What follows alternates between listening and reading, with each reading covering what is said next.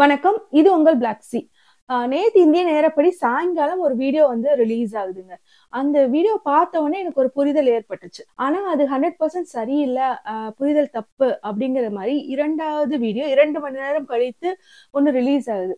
என்ன அப்படின்னு பார்த்தீங்கன்னா, மகாவிஷ்ணு அப்படிங்கிற ஒரு பெர்சன். அவர் வந்து தன்னை வந்து வள்ளலாருடைய சிஷ்யரா, குருவா, கடவுளுடைய அனுகிரகம் கிடைச்ச மாரி என்னென்னமோ காமிச்சுக்கிறாரு. அவரை வந்து ஒரு அரசு பள்ளியில வந்து பேசுறதுக்காக கூப்பிடுறாங்க. அங்க அவர் ஆன்மீகம், பூர்வ ஜென்மம், பாவ புண்ணியங்கள் பத்திலாம் பேசின உடனே எதுக்கு இருக்கிற குழந்தைகளும் வந்து பெண் பிள்ளைகளும் வந்து அழுகுறாங்க. அதை பார்க்கும்போது ஒரு கொஞ்ச நாளைக்கு முன்னாடி மோட்டிவேஷன் ஸ்பீச்ன்னு சொல்லிட்டு தாமு அவர்களை கூப்பிட்டு அவங்க வந்து இந்த பிள்ளைகளை சைக்காலஜிக்கலா உடைக்கிறாரு அப்படிங்கிற மாதிரியான பிரச்சனைகள் எழுந்து அப்புறம் அன்பில் மகேஷ் அவர்களை வந்து டேக் பண்ணி அந்த பிரச்சனை வராம பாத்துக்கிட்டோம். உங்களை நம்பிதான் இந்த பள்ளிகளை கொடுத்துருக்கோம். நீங்க வந்து கல்வித்துறை அமைச்சரா இருக்கீங்க. இந்த மாதிரியான RSS அதுக்கப்புறம் ஆன்மீகம் அப்படி இப்படின்னு சொல்லிட்டு பிற்போக்குத்தனமான விஷயங்களை பள்ளிக்குள்ள விடாதீங்க. நீங்க ஒரு திராவிட கட்சியில இருக்கிறீங்க அப்படிங்கிற புரிதலை உண்டு பண்ணி அது இப்ப நடக்கல அப்படின்னு நினைச்சிட்டு இருக்கும் போது இன்னொரு விஷயம் நடக்குது.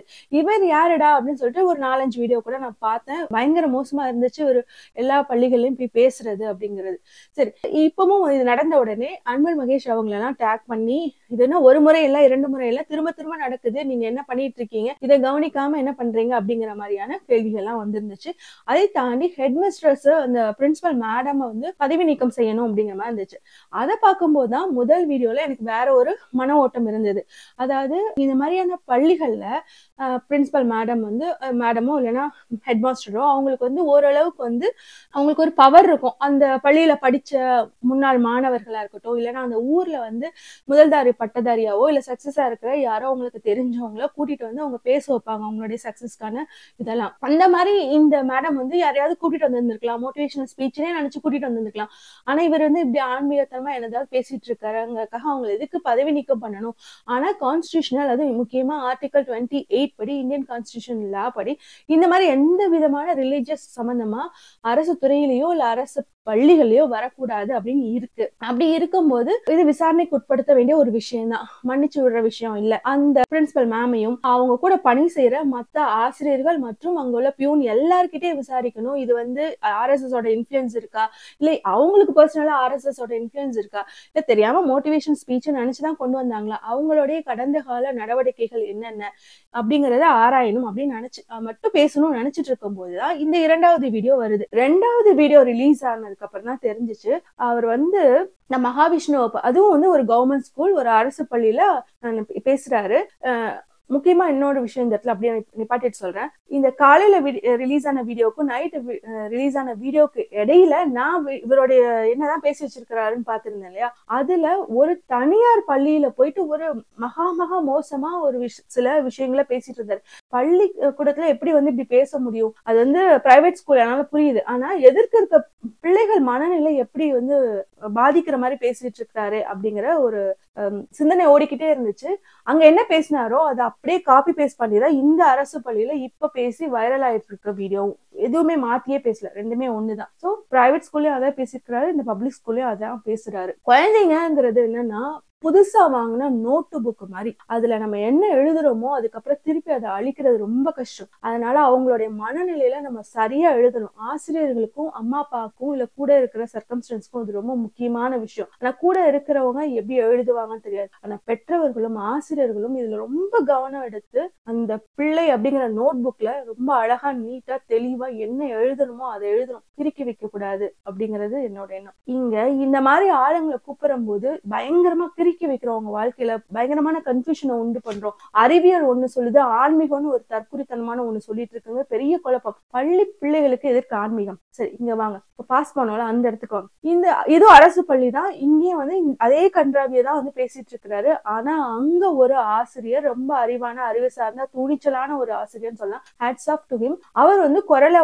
உயர்த்தி இது அரசு பள்ளி, இங்க இந்த மாதிரி பேசக்கூடாது அப்படின்னு சொல்றாரு. உடனே அவர் வந்துட்டு அப்ப எதுக்கு என்ன கூப்பிட்டீங்க அப்படின்னு அப்படின்னு சொல்லிட்டு குரலை வந்து ஒசத்திட்டாரு. ஆனா டோனை வந்து அப்படியே சாஃப்டா ரொம்ப நல்ல பிள்ளை மாதிரி மெயின்டைன் பண்ணிட்டு இறங்கி வந்து அவர்கிட்ட சண்டைக்கு போறாரு. முடிஞ்ச அந்த வீடியோஸ் போடுறேன், நீங்க பாத்துட்டு வந்துருங்க. போட முடியல காப்பிரைட் வரும் அப்படின்னா சரி போடல, நான் சொல்றதை கேட்டுக்கோங்க. இப்ப பாஸ் பண்ணி இப்ப இந்த அரசு பள்ளியில என்ன நடந்துச்சு அப்படின்னு பாத்தீங்கன்னா, அதே விஷயத்த அந்த தற்குறித்தனமான ஒரு விஷயத்த இங்க வந்து பேசிட்டு இருக்கிறாரு. அப்படி பேசும்போது அந்த பள்ளியில் இருக்கிற ஒரு அறிவார்ந்த ஒரு தைரியமான ஒரு துணிச்சலான ஒரு ஆசிரியர் எழுந்து நின்று இது அரசு பள்ளி, இங்க இந்த மாதிரி பேசக்கூடாது அப்படின்னு சொல்லி தடுக்கிறார். தடுத்த உடனே இவர் வந்து அவருடைய வாய்ஸ் ஹைப்பரா ஏத்திட்டு ஆனா டோனை வந்து ரொம்ப நல்ல பிள்ளை மாதிரி சாஃப்டா தான் மெயின்டைன் பண்றாரு.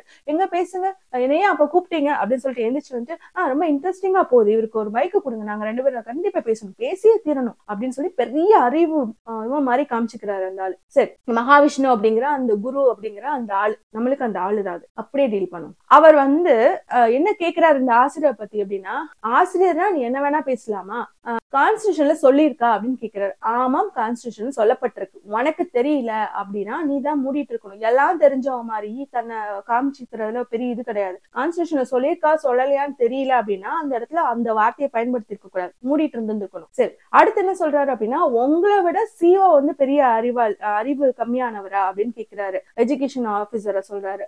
முதன்மை கல்வி அலுவலர் உங்களை விட அறிவு கம்மியானவரா அப்படின்னு சொல்லும் போதுதான் எனக்கு புரிஞ்சது, அதாவது இங்க ஹெட்மிஸ்டரோ பிரின்சிபலோ உடைய தனிச்சையான முடிவில் அழைக்கப்படுறது இல்லை. இவரு பள்ளி கல்வித்துறையை சார்ந்த இந்த மாதிரியான ஆபீசர்ஸ் மூலமா தான் இவர் பள்ளிகளுக்கு அழைக்கப்படுறாரு அப்படிங்கிற புரிதல் வந்தனால கண்டிப்பா இத வந்து அன்பு மகேஷ்ட நம்ம கேள்வி கேட்கணும். இது வந்து ஒரு இண்டிவிஜுவலா ஹெட்மிஸ்டர் மேலேயோ பிரின்சிபல் மேலேயோ பள்ளியை போட்டுட்டு போற விஷயம் இல்ல.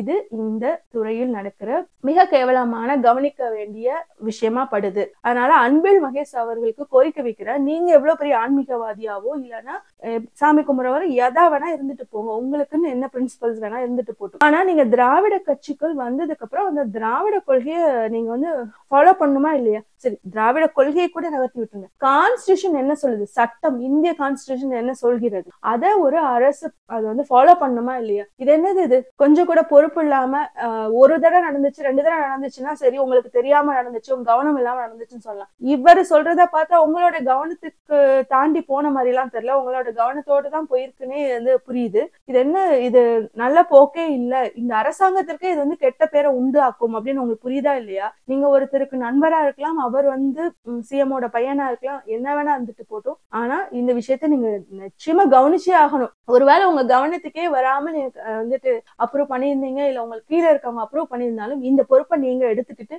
ஆமா என்னோட தவறுதான் தப்புதான் நீங்க கவனிக்காம இருந்தீங்க அப்படின்னா இது வந்து அக்செப்ட் பண்ற மாதிரியான விஷயமா தெரியல. ஒவ்வொரு முறையும் கேட்க வேண்டியிருக்கும், இன்னும் உரக்க கேட்க வேண்டியிருக்கும் அப்படின்னு நான் சொல்லிக்கிறேன். அதாவது அந்த பிரைவேட் ஸ்கூல்ல பேசினதா இருக்கட்டும், இந்த அரசு பள்ளியிலையும் பேசிட்டு இருக்க அந்த தற்குறித்தனம் என்னன்னு பாத்தீங்கன்னா, ரோட்ல போறவங்க போது நீங்க பாத்திருப்பீங்க, கையில்லாதவன் இருப்பான், கால் இல்லாத இருப்பான், பேச முடியாதவன் இருப்பான் அப்படின்னு சொல்றாரு.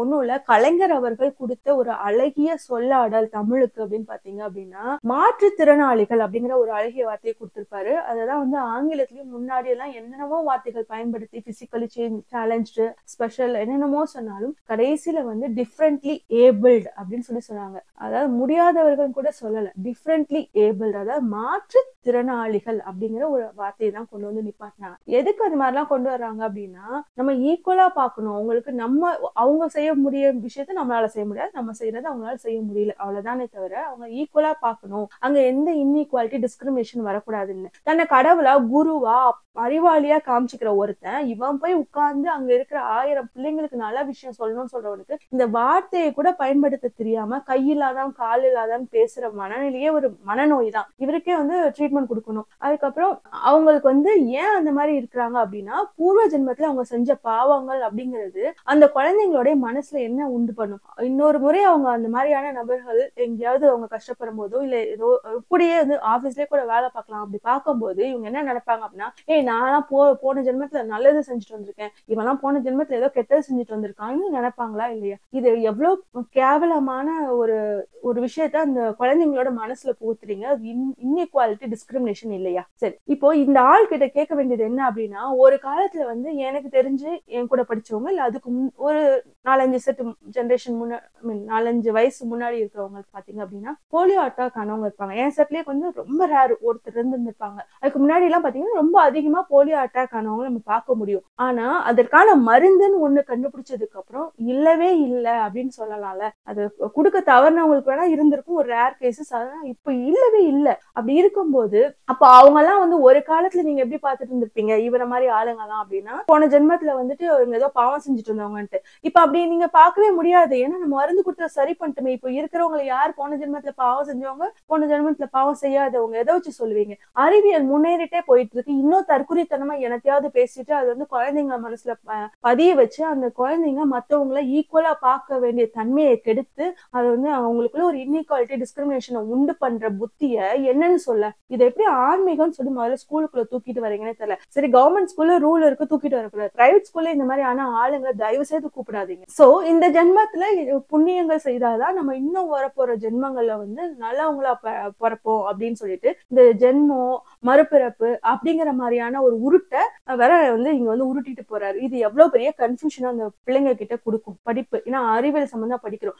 நம்ம அறிவியல் சம்பந்தமா அறிவுபூர்வமா படிக்கிறது தான் வந்து பள்ளிக்கூடத்துக்கு வரோம், பாடங்கள்லாம் படிக்கிறோம். இந்த மாதிரி முட்டாள்தனத்தை நம்பிட்டு இருக்கணும், மூட நம்பிக்கைகளை நம்பிட்டு இருக்கணும் அப்படின்னா குலக்கல்வி திட்டம்னு சொல்லிட்டு இந்த பிஜேபி வந்து இன்ட்ரோ கொடுக்குறாங்கல்ல, அதை எடுத்துட்டு போயிடலாம்ல. நம்ம வந்து குலக்கல்விக்கே போயிடலாம்ல. போயிட்டு அங்க போய் நீ சொல்ற புண்ணியம் பாவம் அதுதான் வந்து ஒருத்தனுக்கு ரொம்ப முக்கியமான விஷயம், அதுதான் செல்வங்கள் சேர்க்கிறதுக்கு வந்து உதவி செய்ய போகுது அப்படின்னா அதே படிச்சுட்டு போயிடலாம்ல. அப்புறம் இந்த ஆசிரியர்கிட்ட குதிச்சு வந்து சண்டை போடுறாங்கல்ல. சண்டை போடும்போது இவர் என்ன கேள்வி வைக்கிறாரு அப்படின்னா, என்ன நீங்க பாராட்டணும், நான் வந்து குழந்தைங்களுக்கு நல்ல விஷயம் சொல்லித்தரேன். அதுக்கப்புறம் அந்த மேடையில இருந்து தாவி குதிச்சு போயிட்டு அந்த ஆசிரியர்கிட்ட கேள்வி கேட்கிறாருல. அப்ப வந்து இன்ஃபேக்ட் நீ வந்து எனக்கு வந்து பாராட்ட தான் செய்யணும், நான் வந்து குழந்தைங்களுக்கு ஆன்மீகம் பாவ புண்ணியம் எல்லாம் சொல்லித்தரேன், அதுக்கப்புறம் திருக்குறள் திருவருப்பா எல்லாமே தான் சொல்றேன், அதை தாண்டி வந்து நான் பைபிள் குரான் எல்லாத்தையும் தானே பேசுறேன், எல்லாத்துல இருக்க நல்ல விஷயங்கள் பாவ புண்ணியங்கள் பத்தி தானே பேசுறேன் அப்படிங்கிறாரு. திருக்குறள் எப்போ ஆன்மீகத்துல சேர்த்தாங்கன்னு தெரியல. சரி, இப்பெல்லாம் சொல்றாரு. என்ன விட்டா யார் வந்து சொல்லி தருவா அந்த பிள்ளைங்களுக்கு? என்ன விட்டா கணவன் மனைவிக்கும் மனைவி கணவனுக்கும் சொல்லி தருவாங்களா? நான் தானே சொல்லி தர முடியும் பிள்ளைங்களுக்கு அப்படின்னு சொல்றாரு. ஏன் அவங்களுக்கு ஒரு ஃபேமிலி ஸ்ட்ரக்சர்னு ஒண்ணு இருக்கும், அதெல்லாம் அவங்களுக்கு தெரியாதா? அதாவது படிப்பாங்க ஸ்கூல், அதுக்கப்புறம் கல்யாணம் புருஷன் பொண்டாட்டி தானே. இந்த புருஷன் பொண்டாட்டில ஒரு பாஸ் எங்க போனாலும் இந்த பொண்டாட்டி புருஷன் அப்படிங்கிற எக்ஸாம்பிள் தான் எடுத்து பேசிட்டு இருக்கிறாரு. இன்ஃபேக்ட் அந்த நிறைய இன்டர்வியூஸ் பார்த்தேன்னு சொன்னால அங்கேயுமே வார்த்தைகளை எப்படி பயன்படுத்தணும், அதுவும் குழந்தைகள் முன்னாடி எதற்கெல்லாம் பயன்படுத்தணும் அப்படிங்கிற சின்ன புரிதல் கூட இல்லாத மனுஷனா வர இருக்கிறாரு. இப்போ இங்க வரலாம். ஃபேமிலி ஸ்ட்ரக்சர் ஒண்ணு இருக்கும்ல, அப்பா அம்மா அண்ணன் தம்பி சித்தப்பா மாமா எல்லாம் தாத்தா பாட்டி எல்லாரும் இருப்பாங்களா, அவங்களுக்கு தெரியாதா அவங்களுடைய பிள்ளைங்களுக்கு குரான்ல இருந்து என்ன சொல்லி தரணும், இல்லைன்னா பைபிள்ல இருந்து என்ன சொல்லி தரணும், திருவருட்பால இருந்து என்ன சொல்லி தரணும் தெரியாதா? வீட்டுல அந்த மதத்தை சார்ந்தவர்கள் அவங்களோட குழந்தைங்களுக்கு என்ன சொல்லி தரணும் இல்ல சொல்லி தரக்கூடாதுன்னு அவங்க முடிவு பண்ணி சொல்லி கொடுத்துக்குவாங்க. அப்புறம் பள்ளிகளுக்கு வந்து அறிவியல் படிக்கிறதுக்கு அறிவு சார்ந்து படிக்கதான் வராங்களே தவிர நீங்க எல்லாம் இங்க புரோக்கரா இடையில யாருக்குமே தேவைப்படல. இன்ஃபேக்ட் அவங்க வீட்டுல பர்சனலா அவங்களை கூப்பிட்டு வச்சு உங்களை ஆன்மீக சொற்பொழி ஆற்றுங்க அப்படின்னு சொன்னாலோ, இல்ல அந்த மாதிரியான ரிலீஜியஸ் கூட்டத்துல ஏதோ ஒரு மடத்துல அவங்களை கூப்பிட்டு வச்சு இவங்க அவங்களோட ஃபேமிலியோட உட்கார்ந்து பார்த்தாலும் அது வேற விஷயம். அப்பவும் அதுல இருக்கும் மூட நம்பிக்கையில திரும்ப திரும்ப பேசதான் போறோம், பேசதான் வேண்டும். ஆனா அது வேற, அது பர்சனல். ஆனா பள்ளிகளுக்கு வந்து சொல்லித்தரதும் இல்ல நான் தான் சொல்லித்தர இருக்கேங்கிற நினைப்புல இருக்கிறதுமே ரொம்ப தவறுதலான விஷயம். அவங்கவுங்க குடும்பத்துக்கு தெரியும் அவங்கவுங்க அவங்களோட ரிலீஜியஸ கொண்டு போறாங்களா கொண்டு போகலையா, சொல்லித்தர போறாங்களா சொல்லித்தர போகலையா. அதுக்கப்புறம் அந்த பிள்ளை வந்து 18 வயசுக்கு அப்புறம் ரிலீஜியஸ சுமந்துட்டு போதா இல்ல ரிலீஜியஸ் வேண்டாம் மதம் சாதி எதுவுமே வேண்டாம் அப்படின்னு சொல்லிட்டு பகுத்தறிவோட வேற சிந்தனைகளை போதா, எல்லாமே அவங்களோட பெற்றோர்கள் கையிலயும் 18 வயசுக்கு அப்புறம் அந்த பிள்ளைகள் கையில தான் இருக்கே தவிர நடுவுல புரோக்கர் ஆன நீங்க எல்லாம் எதுக்கு? நீங்க ஆன்மீக குரு அப்படின்னு நீங்க நினைச்சுக்கிட்டீங்க அப்படின்னா அந்த ஆன்மீக குரு அவங்களுக்கு தேவைப்பட்ட அந்த பெற்றோர்கள் கூப்பிட்டுக்குவாங்களே தவிர பள்ளிகள்ல முதல்ல எதுக்கு? சரி, இது வந்து அன்பில் மகேஷ் ரொம்ப முக்கியமா கவனிக்கணும். இது திராவிட கழகத்துக்கும் திராவிட முன்னேற்ற கழகத்துக்கும் பெரிய களங்கம். திரும்ப திரும்ப உங்களுக்கு வந்து விளக்கம் கொடுத்துட்டோ இல்ல இது சரியில்லைன்னு சொல்லிட்டு இருக்கணும்னு அவசியம் இல்ல. அமைச்சரா இருக்கிற நீங்க நிச்சயமா வந்து ஒரு பொறுப்போட நடந்துக்குவீங்கன்னு நினைக்கிறேன். ஒருவேளை உங்க பார்வைக்கு தெரியாம இதெல்லாம் நடக்குதுன்னா தயவுசெய்து இன்னுமே கான்சென்ட்ரேட் பண்ணுங்க. ஏன்னா அதுக்காக தான் வந்து நியமிக்கப்பட்டிருக்கு. பாடங்கள் சரியா போய் சேருதா, பாட கல்விகள் சரியா நடக்குதாங்கிறது மட்டும் ஒரு கல்வித்துறை அமைச்சருடைய வேலையா இருக்கக்கூடாது. இந்த மாதிரி பள்ளிகள் நடக்கிற முக்கியமா இந்த மாதிரி வெவ்வேறு சாயங்களை பூசிக்கிட்டு RSS உள்ள வரத தயவு செய்து தடுக்க முயற்சி செய்யுங்க. இப்போ இந்த வீடியோஸ் பத்தி பேசலாம். மேபி லாங்கா இருந்துச்சுன்னா இங்கே நீங்க கட் பண்ணிக்கோங்க. ஆனா இவரை பத்தி பேசி ஆகணும். இந்த நபருடைய வீடியோஸ் 4-5 பார்த்தேன்னு சொல்லி பார்த்தேன்ல, அதுல எந்த விதமான எக்ஸ்ட்ராடனரியா இருக்கிற மாதிரியும் எனக்கு தெரியல. இப்போ நித்யானந்தா அவர் வந்து அட்லீஸ்ட் அவரோட என்ன சொல்ல அவருக்கு வந்து ஒரு பேச்சுல மயக்கக்கூடிய ஒரு